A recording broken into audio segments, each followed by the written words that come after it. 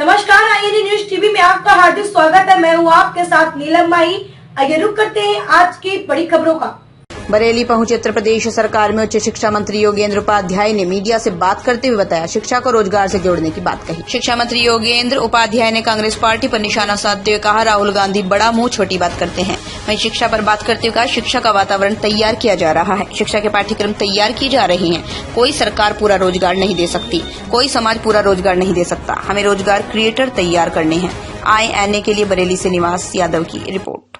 तो आरक्षण बचाने का एक नया फार्मूला निकाला गया, इस पे किस तरीके की कोई संज्ञान लेंगे या कोई टिप्पणी? अगर ये कोई संज्ञान में मुझे लिखित में देगा तो मैं संज्ञान लूंगा कि ऐसी कोई दुर्विसंधि हुई है क्या।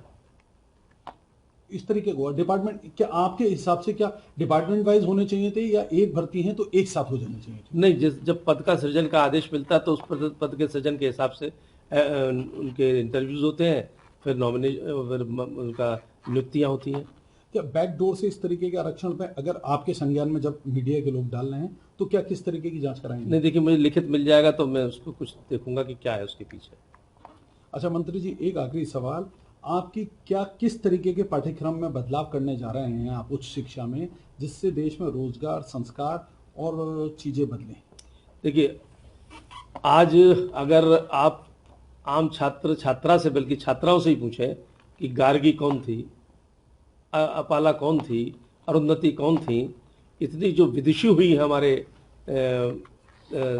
धर्म में, हमारे इस देश में, उनके बारे में ज्ञान नहीं है। जबकि इससे पहले हम लोग बहुत पहले जानते हैं कि हमको ये ज्ञान मिलता था हमारे पूर्वजों की किताबों से या ऐसी पुस्तकों को जो पाठ्यक्रम में नहीं थी लेकिन हम पढ़ते थे। अब इनको पाठ्यक्रम का हिस्सा बनाया जाएगा। आज ही हमारी महामहिम ने जो दीक्षांत समारोह में कहा है कि जो दीक्षित होकर यहाँ से निकल रहे हैं छात्र, वो जान लें कि राष्ट्र हमारे लिए सर्वोपरि है और माँ बाप सर्वोपरि है। माँ बाप को इज्जत करना, संस्कार देना, समाज में कैसे रहना कि शराब ना पिए, दहेज ना लें, ये उन्होंने एक संदेश दिया।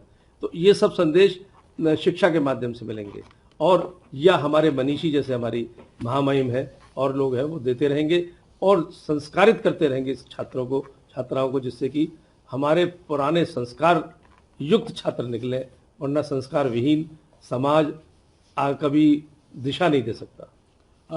अगर अभी जिस तरीके के निकाय चुनाव को लेके एक हाईकोर्ट का निर्णय आया है, उसको निर्णय को लेके विपक्षी दल ये आरोप लगा रहे हैं कि कमजोर पैरवी हुई, जिसके चक्कर में पिछड़ों का हक मारने की एक साजिश हो रही है। मायावती, अखिलेश और कांग्रेस ने ये आरोप लगाया है, इसको आप किस तरीके से लेते हैं? क्या देखिए, उनका काम है आरोप लगाना। कुछ तो लोग कहेंगे, लोगों का काम है कहना, और विपक्षी दल का तो काम ही है कहना। लेकिन अगर हमारी नीयत साफ नहीं होती तो हमारे नेता योगी जी ने कहा है कि हम इसके लिए सुप्रीम कोर्ट जाएंगे, और जबकि हाई कोर्ट ने कहा है कि वर्तमान परिस्थिति में चुनाव कराए जाए और जो बैकवर्ड का आरक्षण है उसको दरकिनार करते हुए भी कराया जाए।